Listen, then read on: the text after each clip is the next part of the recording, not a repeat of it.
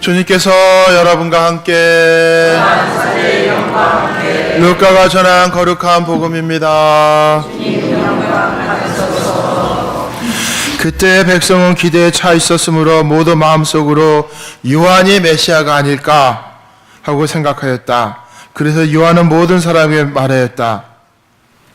나는 너에게 물로 세례를 준다. 그러나 나보다 더 큰 능력을 지니신 분이 오신다. 나는 그분의 신발끈을 풀어드릴 자격조차 없다. 그분께서는 너에게 성령과 불로 세례를 주실 것이다.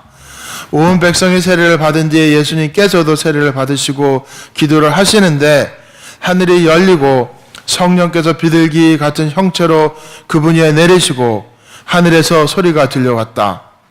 너는 내가 사랑하는 아들, 내 마음에 드는 아들이다.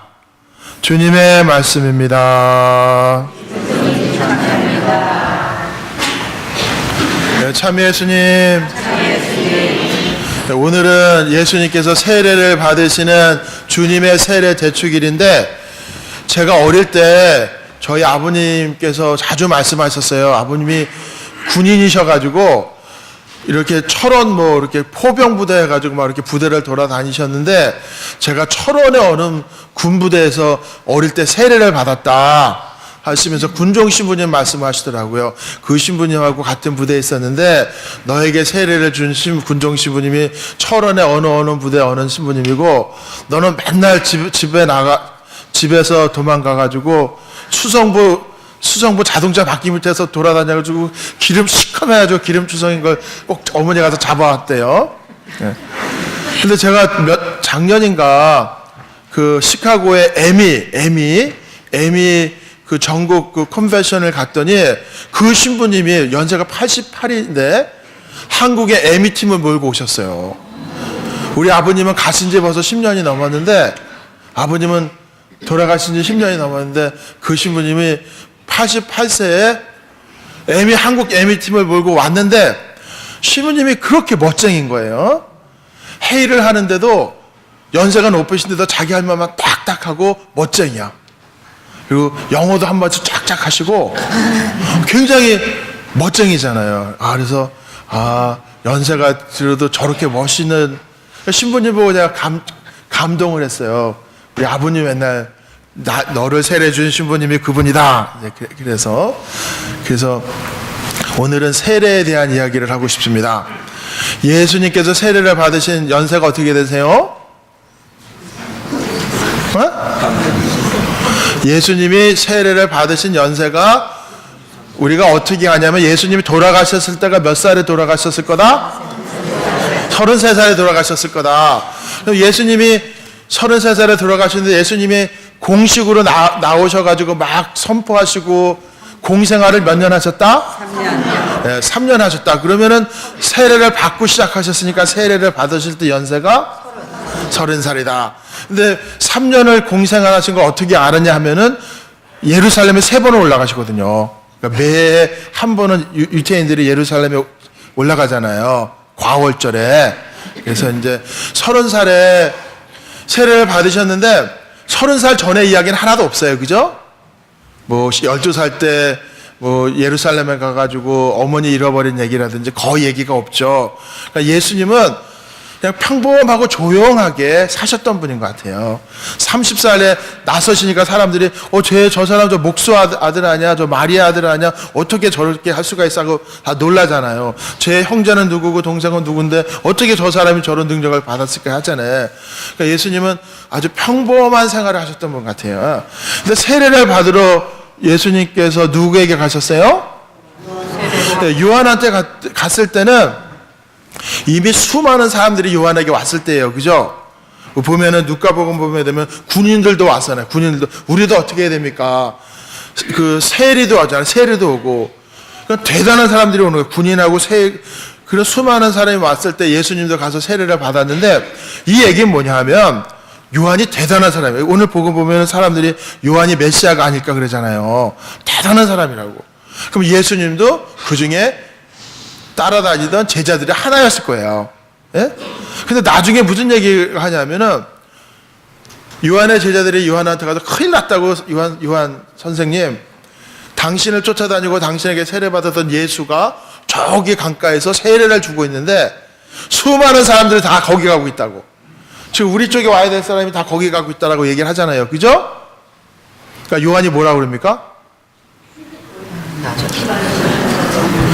못하게 막어. 내가 원조야, 원조. 감히 내 밑에서 공부해가지고 내가 세례주는 요한이 나가서 나를 능가해? 건방지게 하지 않았죠? 요한이 했던 유명한 말이 뭐죠? 나는 그분의 신발끈을 풀 수 없고, 또 제가 제일 좋아하는 게 나는 점점 작아지고 그분 그런 건 따라 해야죠. 나는 점점 작아지고 그분은 점점 다시 한번 합시다. 나는 점점 작아지고 그분은 점점 커져야 돼요. 다시 크게 합시다. 왜냐하면 너무 좋은 말이잖아요. 나는 점점 작아지고 그분은 점점. 세상 사람들 그렇게 안 하거든요. 그러니까 지저분해지는 거예요. 상처 주려고 그러고 흠집내고 지저분해지는 거예요. 그럼 자기는 괜찮을 줄 알아? 자기도 똑같은 인간 되는 거지. 근데 요한은 나는 그분을 신방끈을 풀 자격이 없고 나는 점점 작아지고 그분은 점점 커져요. 참 아름다운 얘기예요. 예? 제가 메이플 성당 떠날 때 제가 주보에도 쓰고 신문에도 놨어요. 나를 찾아오지도 말고 아는 척도 하지 말고 물어보지도 말아라. 신부들이 딴 성당 가면은 그 주소로까지 다 태워버린답니다. 예?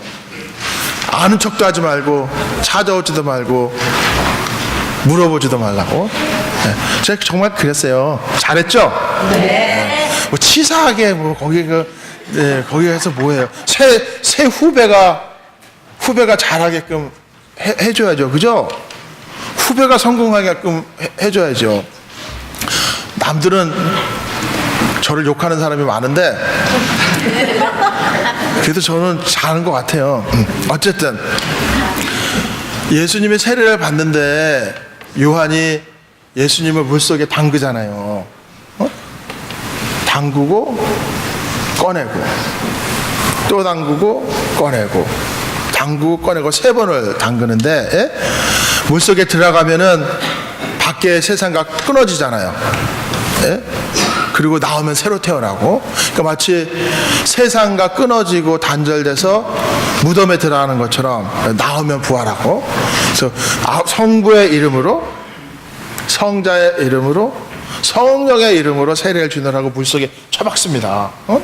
제가 몰몬을 했더니 진짜 하얀 옷을 입고 어른은 물속에 처박더라고요. 침례교가 그거예요. 베프티스트 침례교가 그 물속에 처박아요. 근데 우리는 기껏 그냥 머리에다가 물만 뿌리는 흉내만 내잖아요.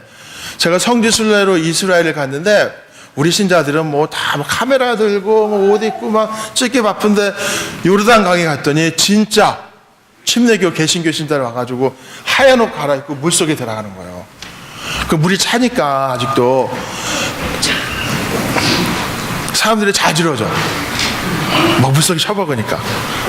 그러니까 저는 우리 신자하고 요만한 물통에다 물 떠가지고 얼굴만 뿌리고 왔는데 내가 반성이 되더라고요. 반성이. 그러니까 이스라엘 가가지고 볼 게 너무 많은데 정말 세례가 제일 중요한데, 예? 그런 거 해야 되는데. 그래서 우리도 몰몬을 보니까 간이 수영장 있더라고. 간이 예만한 수영장 있더라고. 그거 하나 나도 몰몬 교회에서 사와야 되겠어요. 아 진짜 우리도 그거 합시다. 우리가 못할 게 뭐가 있어요?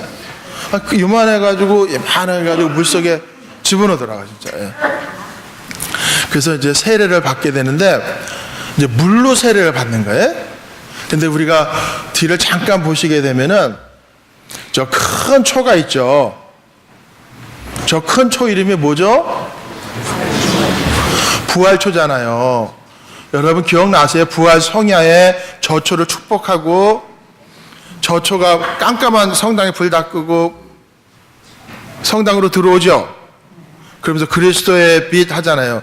저게 이스라엘이 광야에서 헤맬 때 불기둥으로 이끌었대잖아요. 불기둥으로. 저게 불기둥을 뜻하는 거예요.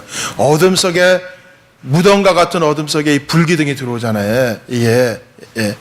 그래서 물로 세례를 주고 저 불기둥에서 촛불을 받아가지고 세례받는 부모와 세례자에게 줍니다. 그리스도의 빛을 받으십시오. 이렇게 줍니다. 그리스도의 빛을 받으십시오. 물로 성부와 성자와 성령의 이름으로 세례를 주고 초로 그리스도의 이름을 받으십시오. 그리고 천주교는 항상 하얀 옷을 입어요. 하얀 옷을 주죠. 애기한테도 하얀 옷을 주고 어른들도 하얀 옷을 주고 그리스도인의 새로운 생명을 얘기하는 거예요. 그 다음에는 천주교에는 기름이 몇 개 있어요? 자동차에 오일 체인지 하러 가시면은 레귤러 있고 프라임 있고 서프림 있잖아요. 우리도 3개 있잖아요. 3개.